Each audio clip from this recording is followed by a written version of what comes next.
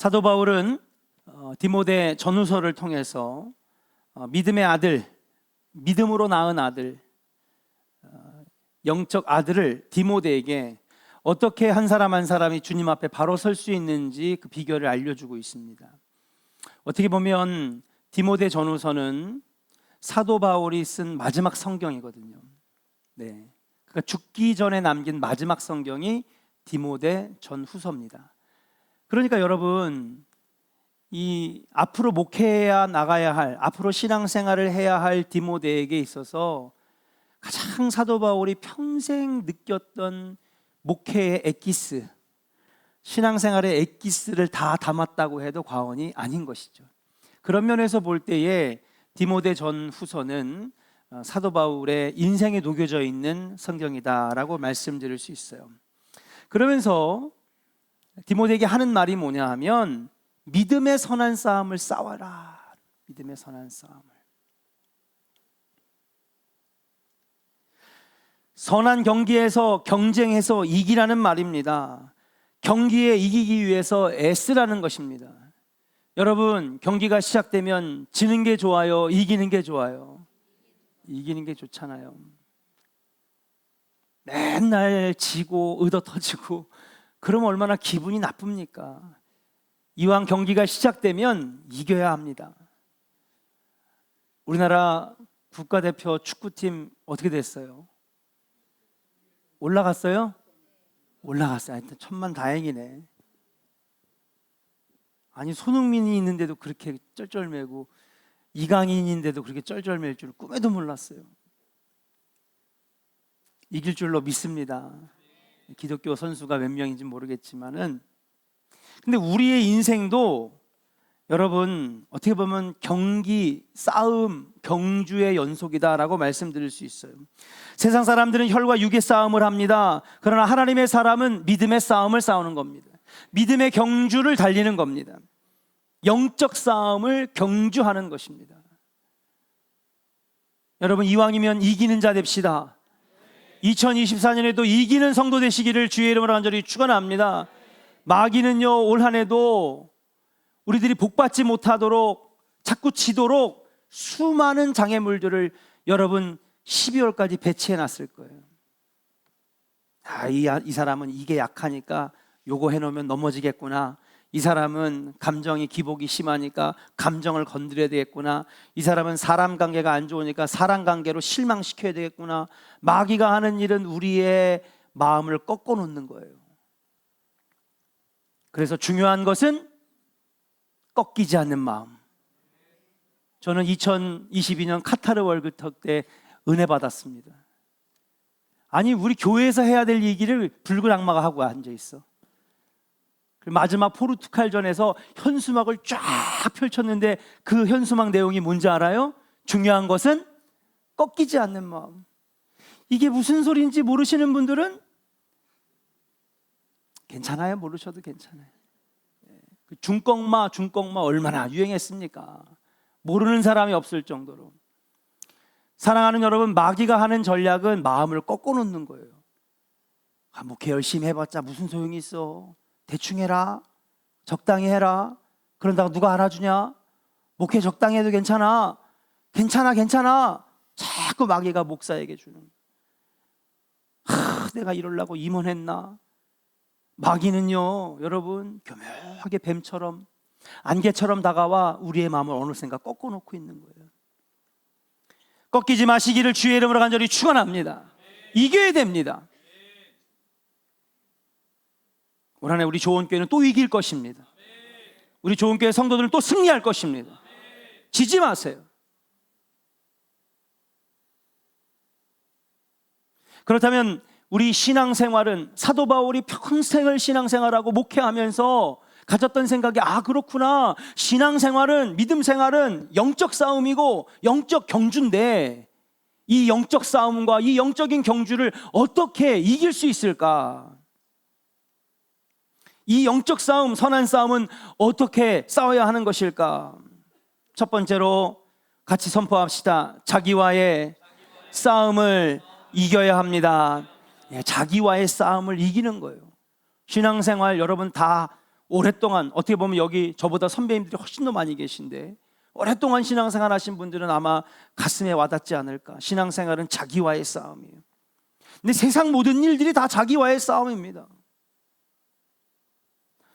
프랑스 작가 빅토르 위고가 레미제라블이라고 하는 명작을 남겼습니다. 거기에 나오는 주인공이 장발장인데 그 레미제라블에서 여러 가지 우리에게 가슴에 와닿는 포인트가 있어요. 근데 가장 중요한 포인트는 뭐냐면 자기 자신과의 싸움이 얼마나 힘든지를 보여주는 게 바로 이 레미제라블의 핵심 내용입니다. 이 책은 이렇게 시작됩니다. 너무너무 배고파서 빵을 훔쳤다는 이유 하나 때문에 여러분 절도죄로 19년 동안 감옥 생활을 해요, 이 장발장이. 그리고 여러분 장발장이 추록하자마자 여러분 뭐 있습니까? 아무것도 없죠. 집도 없고 돈도 없고 옷도 없고. 그렇게 하는데 저기 교회가 보여요. 교회로 갑니다. 가니까 한 사제가 자기를 너무 따뜻하게 맞아주는 거예요. 그분은 정말 하나님의 사람인 것 같아요. 신분을 가리지 아니하고 따뜻하게 환대해 줍니다. 먹을 것을 주고 빵도 주고 잠잘 곳도 제공합니다. 그런데 들어오는 길에 예배당 재단에 보니까 은촛대가 있는 거예요. 은촛대가. 보고 싶지 않아도 반짝반짝 빛나는 은촛대를 보고 말았어요. 밥도 먹고 빵도 먹고 잠자리에서 잠을 자는데 그날 밤에 갑자기 무슨 생각이 들어요? 반짝반짝거리는 은촛대가 생각나는 거예요. 이거 하나 있으면 내가 팔자 필 수 있는데 결국 어떻게 합니까? 이 은촛대를 이렇게 싸들고 그 밤에 자기를 환대해줬던 그 사제를 마음을 아프게 하고 그걸 가지고 도망갑니다. 그 뒤에 이야기는 궁금하면 책 사서 보시면 됩니다. 그 여러분 그 은촛대를 팔아가지고 신분 세탁을 하잖아요.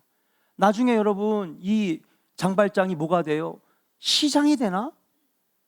인생 역전이죠. 그렇게 그의 인생이 순탄하게 흘러가는 줄만 알았어. 어느 누가 빵 훔쳤다고 19년 동안 감옥 생활했을지 상상을 못하는 거예요. 왜? 그에게는 돈이 있거든요.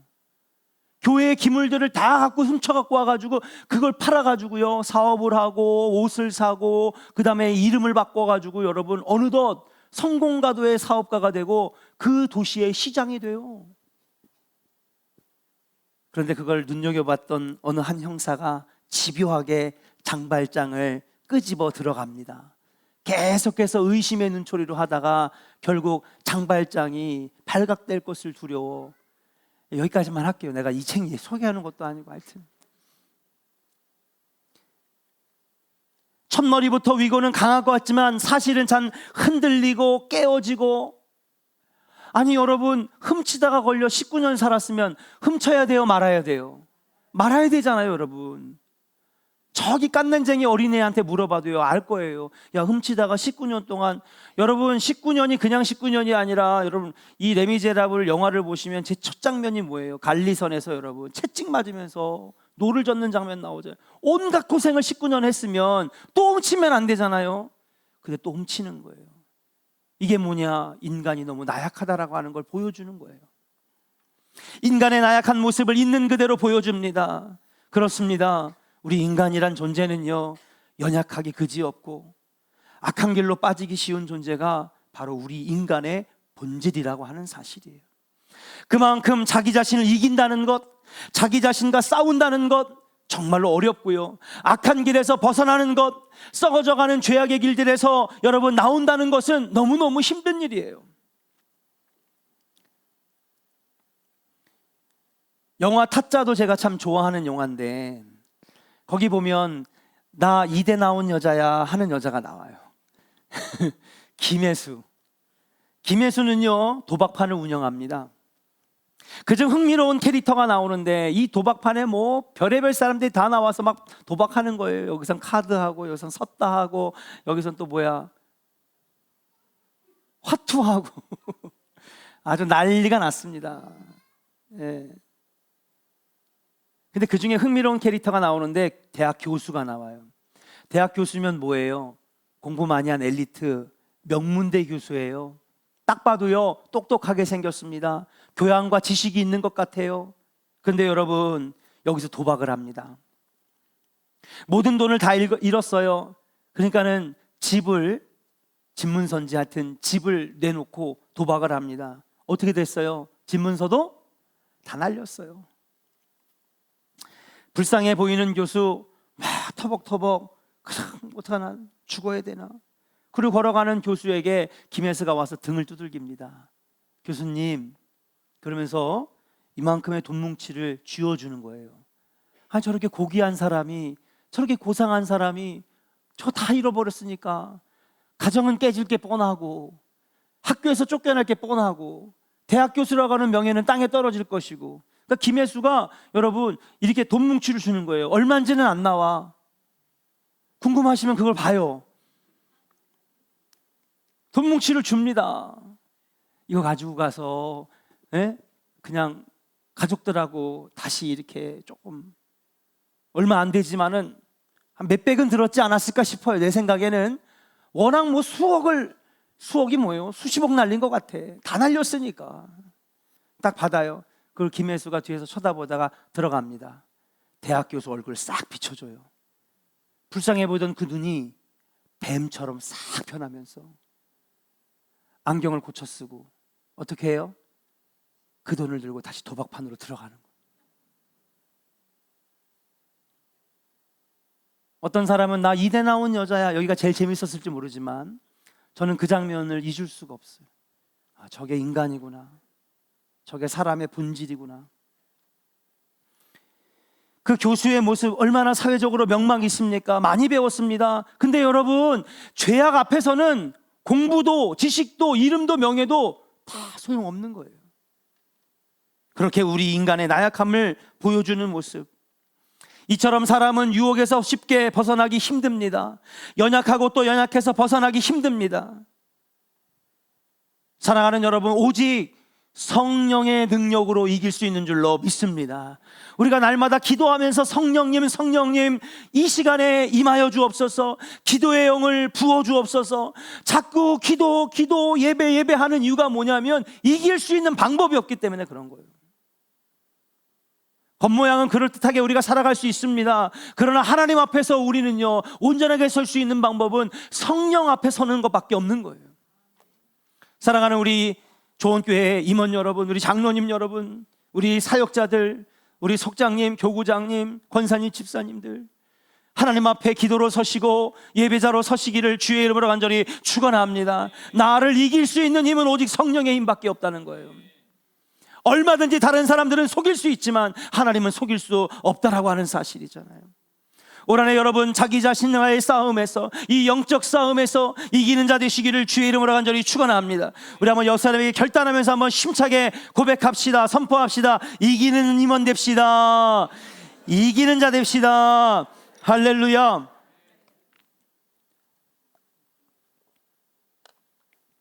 그러면 이 자기 자신과의 싸움, 이 영적 싸움에서 이기기 위해 사도 바울은 피해야 할 것과 추구해야 할 것 두 가지를 얘기하고 있어요. 첫 번째, 이것들을 피해야 한다고 말합니다.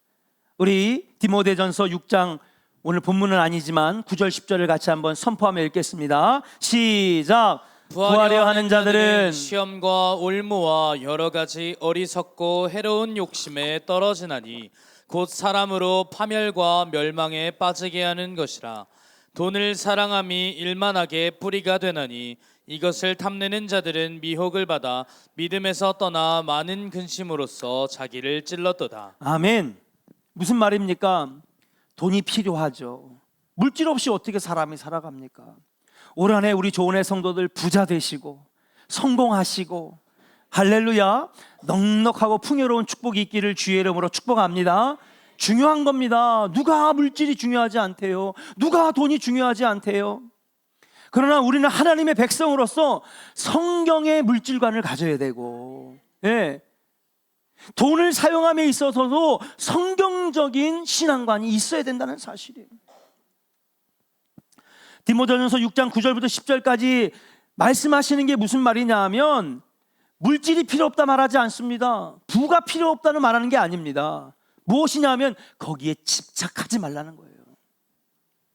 물질과 돈에 부하게 하려 하는 것에 너무 많이 집착하면 그 집착이 악의 뿌리가 되어서 너를 믿음에서 떠나게 한다는 사실이에요. 여러분, 저와 여러분들 올 한 해 물질을 정복하고, 여러분 돈을 정복하고, 여러분 이것은 하나님이 주신 것이라고 하는 분명한 신앙관을 가지고 더 풍성하고 더 부자되고 더 넉넉한 여러분들 되시기를 주의 이름으로 간절히 축원합니다. 쓸 것을 미리 아시고 주님이 다 예배해 놓고 계시다는 사실이에요. 누가복음 21장 34절에서도 예수님이 경고하시는 게 있어요. 이것들을 피하라는 거예요. 돈과 물질에 너무 집착하면 악의 근원이 돼 뿌리가 되어 믿음에 떠나게 하는데, 예수님 또 이런 말씀을 하셨어요. 21장 34절입니다. 같이 읽어요. 시작. 너희는 스스로 조심하라. 그렇지 않으면 방탕함과 술 취함과 생활의 염려로 마음이 둔하여지고 뜻밖의 그날이 덫과 같이 너희에게 임하리라. 아멘.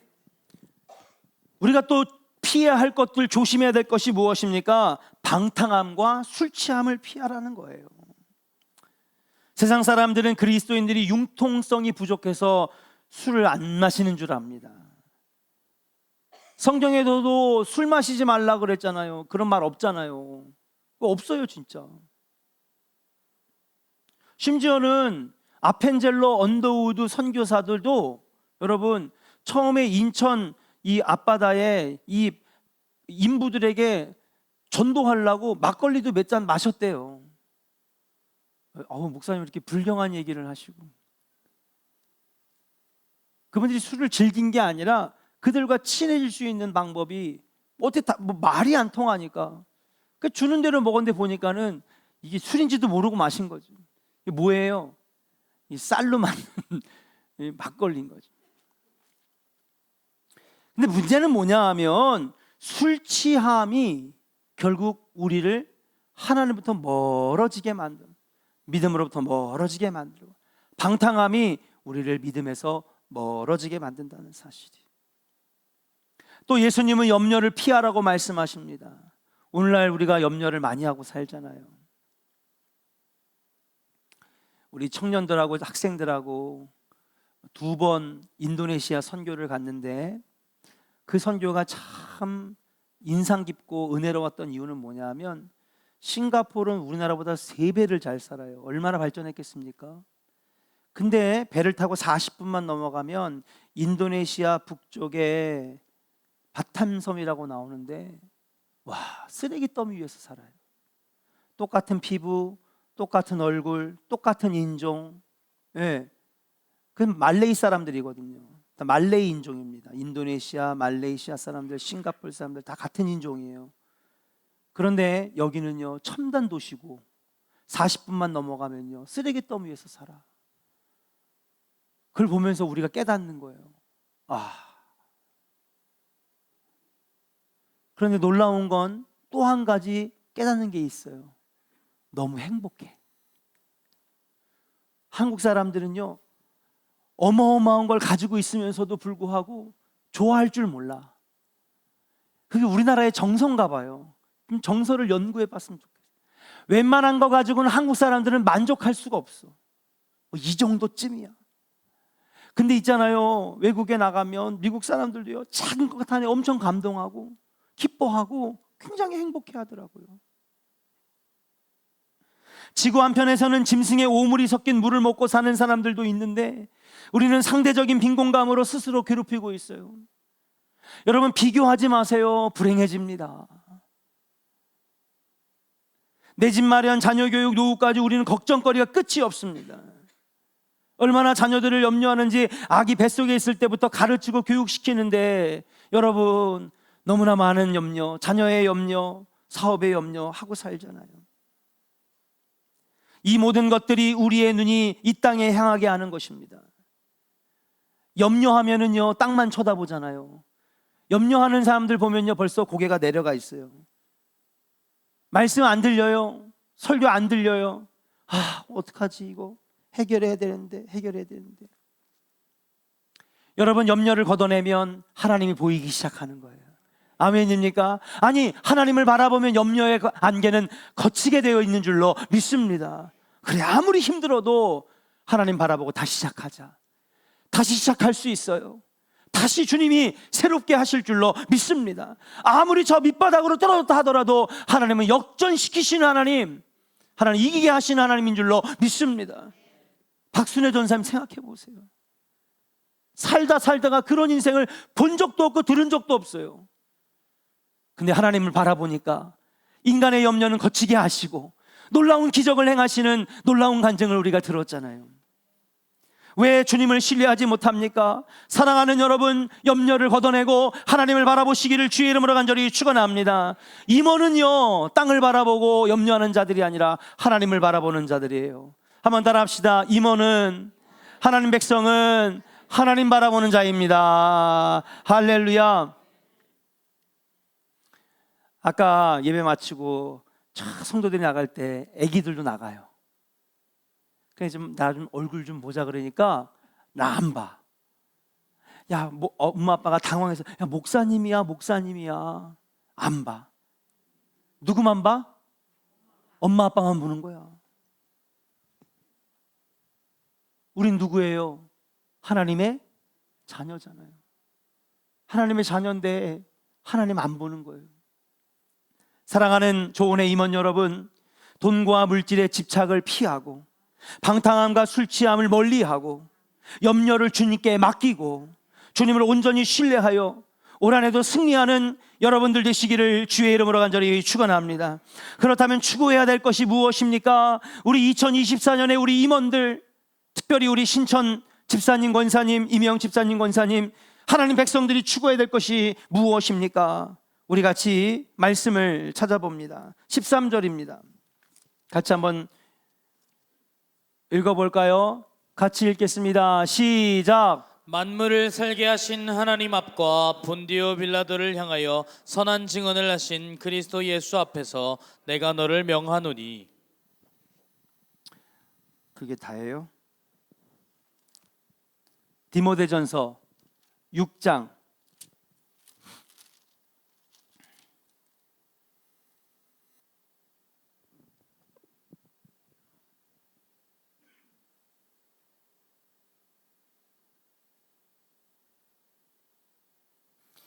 11절이네요. 11절. 다시 죄송합니다. 11절. 같이 읽겠습니다. 자, 같이 읽겠습니다. 시작. 오직 너 하나님의 사람아, 이것들을 피하고 의와 견건과 믿음과 사랑과 인내와 온유를 따르며. 아멘. 이것을 따르라는 거예요. 아까 말했죠. 물질과 돈에 집착하는 것을 피하고 방탕함과 술 취함을 멀리하고 염려를 주님께 맡기라 그랬어요. 그것들을 피해야 됩니다. 그리고 우리가 추구해야 되는 것 무엇입니까? 11절에 분명하게 말했는데 누가? 오직 너 하나님의 사람아. 여러분 하나님의 사람입니까? 여러분 하나님의 백성입니까? 다시 한번 힘차게 여러분들이 대답하세요. 하나님의 사람입니까? 하나님의 사람입니까? 할렐루야. 저와 여러분들 하나님 사람이에요. 하나님 자녀예요. 그러면 앞에서 말했던 것들은 피하고 이제 뭐를 따라야 되는 것이냐? 의를 따르라는 것이. 세상은 점점 도덕적으로 타락되어 가는데 나 혼자 의롭게 산다는 거 굉장히 어려운 일입니다. 그래서 어떤 사람들은 적당히 타협하고 어떤 사람들은 적당히 세상에 양보하고, 근데 이상하게도 적당히 타협하는 사람들이 더 잘 사는 것 같아. 적당히 신앙생활하는 사람들이 더 잘 풀리는 것 같아. 열심히 신앙생활했는데 내가 받아든 성적표는 눈에 보이는 것들은 어려운 것들 뿐이야. 여러분 여기에 지지 않기를 주의 이름으로 간절히 축원합니다. 의의 길을 걸어가는 사람들은요, 하나님께서 나중에 비교할 수 없는 놀라운 복을 예비해 놓고 계시다라고 하는 사실이에요. 타협하지 않고 진리를 지키며 살아가는 사람 절대 어리석은 사람이 아닙니다. 나약한 사람이 아닙니다. 마지막에 하나님께서 의로운 백성들을 살리시고 이 땅에서도 놀라운 기적을 보여주실 줄로 믿습니다. 아까도 에베소 교인들 칭찬받았잖아요. 의롭게 서서 거짓을 드러내게 하시고 잘못된 것들을 바로잡는 그 에베소 교회 성도들 하나님 칭찬하셨잖아요. 올해도 여러분 의의 백성 되시기를 주의 이름으로 간절히 축원합니다. 두 번째, 경건을 말하고 있어요. 우리 임원들이 꼭 추구해야 되는 것이, 따라합시다, 경건생활. 경건생활. 여러분 경건생활은요 예배생활입니다. 여러분들 안에 예배가 살기를 주의 이름으로 축복합니다. 예배가 세워져야 되는 거예요. 영과 진리로 예배해야 되고, 여러분 예배를 잃어버리면 말씀을 잃어버리게 됩니다. 말씀을 듣지 못하면 믿음이 사라집니다. 예배와 멀어지면 나의 신앙생활은 세속적인 종교생활이 될 수밖에 없는 거예요. 아니면 마음의 안정과 심신의 안정을 위한 그런 어떤 세상적인 종교. 여러분, 우리가 마음의 안정과 심신의 안정을 위해서 교회 나오는 건 아니잖아요. 우리가 그것을 위해서 예수 믿는 건 아니잖아요. 우린 구원받으러 나왔고 쓰임받으러 나오는 것인 줄로 믿습니다. 우리가 예수를 믿는 이유는 하나님 나라를 이 땅에 만들어가고 세워가기 위해서 우리가 예수를 믿는 것인 줄로 믿습니다. 그러면요, 하나님 나라 세워러 가야죠. 이 첫 번째 단추가 뭐냐? 예배가 바로 서는 거예요. 여러분, 담임 목사가 기도하자 그러면 기도하시고, 말씀 양육 들어간다 그러면 말씀 양육 들어오시고, 기회를 엿보지 말고 사람 눈치 보지 말고, 아이 저 사람 말 뭐 있어요, 누구는 하는데 누구는 안 하냐. 여러분, 그것 때문에 하지 마세요.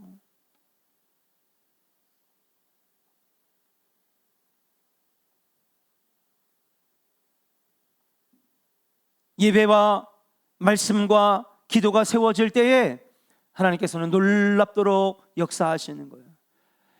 인류의 역사를 보잖아요. 항상 부흥과 회복 뒤에 앞에 뭐가 있었느냐? 예배가 먼저 살아났다는 거예요. 따라합시다. 부흥 전에 예배가 살았습니다. 할렐루야. 다시 말해서 예배가 살고 예배가 세워지고 예배하는 그곳에 부흥의 역사가 일어났다는 사실이에요.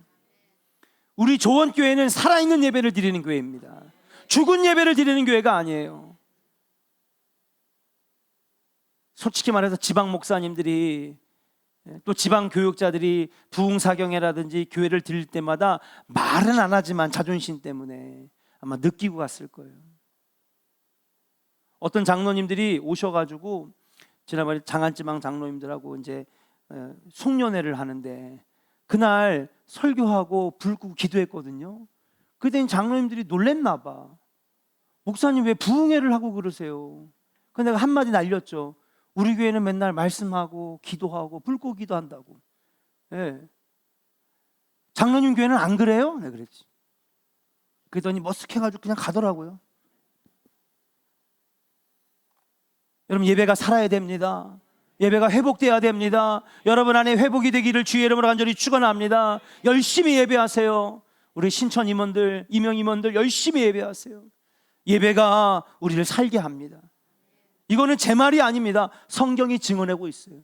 예배하는 곳에 나라가 살았고요.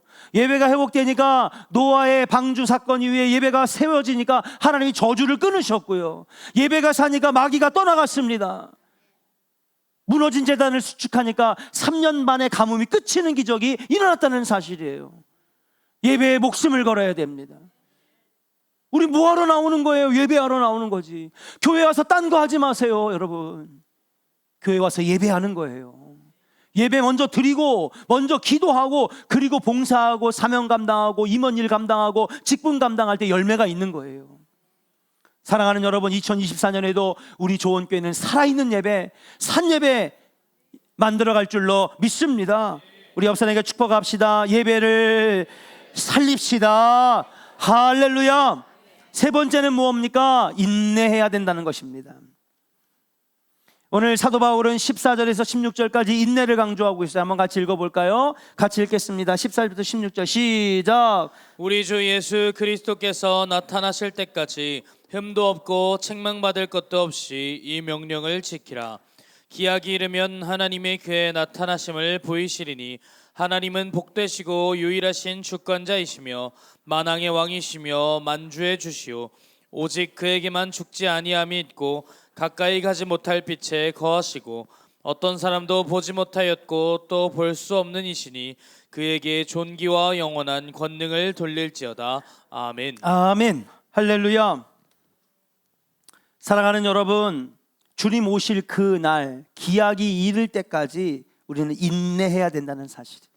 임원 일을 감당하다 보면 우리 장로님들 참 힘들어요. 그렇죠? 예. 장로님들 위해서 많이 중보해 주시고 기도해 주시기를 주의 이름으로 축복합니다. 우리 교회 장로님들은요 열심히 하셔요. 맡은 직분 잘 감당하셔요. 그런데 정말 힘든 자리예요. 뭔가를 맡았다라고 하는 거 힘듭니다. 그러나 보세요, 우리 주님이 나타내실 때까지 여러분 인내로 기다리면 15절의 말씀처럼 그 기약의 때가 오면 하나님께서 우리를 존귀하게 하시고 영광스럽게 하시고 준비하신 면류관을 그리고 복을 우리에게 주신다고 오늘 분명하게 말씀하고 있다는 사실이에요. 신앙생활 할 때에 우리를 좌절케 하고 힘들게 하는 것들, 우리를 넘어지게 하는 것들 많이 있습니다. 그러나 주님 오실 때까지 인내하고 기다리면 반드시 하나님께서 예비하신 은혜와 복을 여러분들에게 쏟아 부어 주실 줄로 믿습니다. 나중에 담을 수가 없어가지고 막 흘러 넘치는 복을 여러분들이 누릴 겁니다. 인내하세요. 이겨내시기를 주의 이름으로 간절히 축원합니다. 근데 어떻게 인내하느냐? 그냥 사람의 마음의 결단으로는 인내할 수 없어요. 예배 생활과 기도 생활과 헌금 생활, 여러분 하나님 앞에 경건하고 온전하게 나아갈 때에 여러분 하나님께서 빛의 자녀로 존귀와 복된 백성으로 여러분들을 만들어 주실 줄로 믿습니다. 신앙생활 정면 돌파입니다. 신앙생활 정면 돌파입니다. 하다 보니까 막히니까 아예 안 되겠다 다시 내려가고, 하다가 보니까 좌절되니까 다시 내려가고. 엠마오로 내려가지 마세요. 예루살렘으로 올라가세요. 예배가 있는 곳, 은혜가 있는 곳, 기도가 있는 곳으로 다시 올라가야 됩니다. 예, 한번 실패했다고 낙심했다고 엠마오로 내려가면 그대로 끝입니다. 근데 신앙생활 하다 보니까 자꾸 엠마오로 가려고 그러고요, 갈릴리로 가려고 그래요. 아닙니다. 주님 계신 곳 예루살렘으로 올라가야 돼요. 내려가는 성도, 피하는 성도 되지 말고 올라가는 성도 되시기를 주의 이름으로 간절히 축원합니다. 맞서 싸우세요. 이겨내야 됩니다. 정면 돌파하세요. 신앙생활은 정면 돌파입니다. 초원에서 소를 돌보는 한 카우보이가 위대한 교훈을 찾아냈습니다. 보통 소들은 매섭고 차가운 겨울바람이 불면 그 바람을 등지고 바람을 피해 간답니다. 그래서 사고가 많이 나는 거예요. 추워, 추워. 소들이 이렇게 말은 안 했지만 춥다고 그러면서 바람을 등지고 바람이 막 부니까 막 바람을 피해서 가는 거예요. 가다 보니까 뭐가 나와요? 울타리가 나와서 엉켜서 소들이 부러지고 뼈가 부러지고 창자가 터진대요. 그 넓은 초원에다가 했더니 추워 하면서 낭떠러지에 떨어지더라는 거예요. 그런데 해리포드종이라고 하는 소들은 겨울바람이 불면 정면으로 맞서 나간다는 거예요. 소를 모는 사람이 야 저로 들어가자, 목장으로 들어가자 막 소몰이를 하면은요, 다른 소들은 바람이 부는 거 피해가지고 가다가 넘어지고 부러지고 떨어지고. 근데 이 소는요, 겨울바람을 정면으로 맞서 나가서 결국에는요 초원에서 나와 목장으로 들어가더라는 거예요. 한 마리도 안 다친다는 거예요. 한 마리도 죽지 않는다는 거예요. 그래서 이 카우보이가 깨달았어요. 인생의 폭풍우를 정면으로 맞서야 되겠구나. 두려움을 피하지 말고 믿음의 방패로 무장하시기를 바랍니다. 선한 싸움을 싸우는 그리스도인이 돼야 됩니다. 이왕이면 싸움이 있는데 이기는 자 돼야죠. 피할 것을 피하시고 추구해야 될 것을 추구하여서 마지막 하나님께서 잘하였도다 충성된 종아 내가 너를 위하여 의의 면류관을 준비했다. 하나님 그 영광의 면류관을 씌워주시는 그날까지, 하나님 복 주시는 그날까지 여러분 승리하는 우리 조원의 임원들, 장로님들, 또 회장님들, 속장님, 교구장님, 집사님, 권사님들 다 되시기를 주의 이름으로 간절히 축원합니다.